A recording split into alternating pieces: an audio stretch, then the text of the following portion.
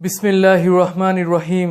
আলহামদুলিল্লাহি রাব্বিল আলামিন ওয়াসসালাতু ওয়াসসালামু আলা রাসূলিহিল কারীম ওয়া আলা আলাইহি ওয়াসসাহবিহি আজমাইন।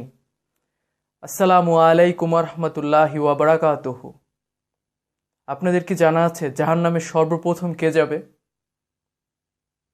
কাফের নয়, মুশরিক নয়, শরাবিও নয়, জেনাকারীও নয়, হত্যাকারীও নয়, চোরও নয়, ডাকাতও নয়, পথভ্রষ্টও নয়।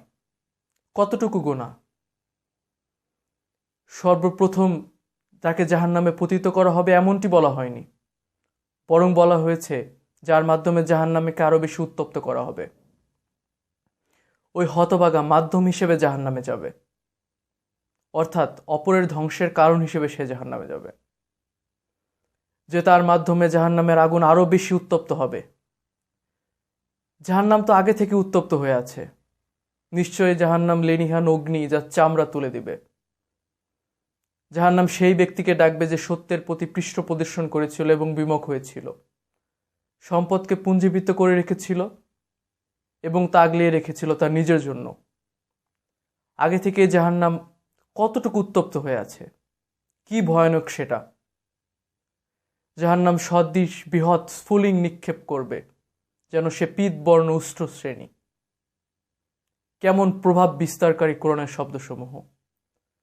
তবুও এই হতভাগাকে নিক্ষেপ করা হবে আরো বেশি উত্তপ্ত করার জন্য। বলা হবে একে ইন্ধন বানাও। আলেম আলেম মাওলানা সাহেব, সারাদিন যে কি কার জন্য করেছো? আপনার জন্য করেছি। মিথ্যা বলছো, বাজে কথা বলছো। তুমি নিজে বাহ বাহ পাওয়ার জন্য করেছো, দুনিয়ার জন্য করেছো। অতঃপর শহীদ, যার এক ফোঁটা রক্ত জমিনে পড়ার আগেই তার জান্নাত ওয়াজিব হয়ে যায়। অতঃপর দানশীল, যার সম্পর্কে রাসূল সাল্লাল্লাহু আলাইহি ওয়াসাল্লাম বলেছেন, যিনি আল্লাহর নিকটবর্তী, মানুষের নিকটবর্তী, জান্নাতের নিকটবর্তী, জাহান্নাম থেকে দূরে। এবং আল্লাহ নিশ্চয়ই কৃপণকে ঘৃণা করেন এবং দানশীলকে ভালোবাসেন। কিন্তু হেরে গেল নিজের মন্দ নিয়ে, তার বদ আমলের কারণে। নিজে বাহ বাহ পাওয়ার জন্য করেছো, নিক্ষেপ করো জাহান্নামে। এরা তিনজন যাদের মাধ্যমে জাহান্নামের আগুনকে আরো বেশি উত্তপ্ত করা হবে।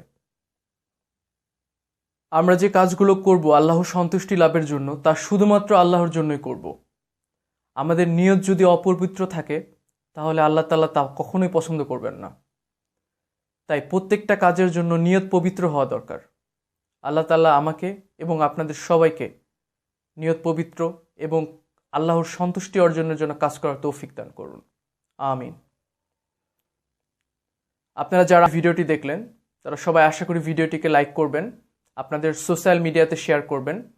আর ভিডিও সম্পর্কে কোনো কিছু বলার থাকলে ভিডিওর কমেন্ট সেকশনে জানাবেন।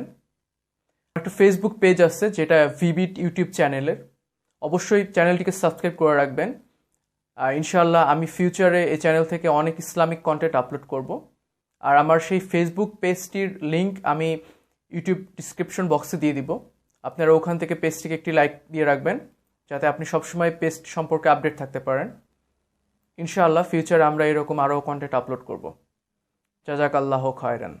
হুয়াল্লাহু আহাদ আল্লাহুস সামাদ লাম ইয়ালিদ ওয়া লাম ইউলাদ ওয়া লাম ইয়াকুল লাহু কুফুওয়ান আহাদ।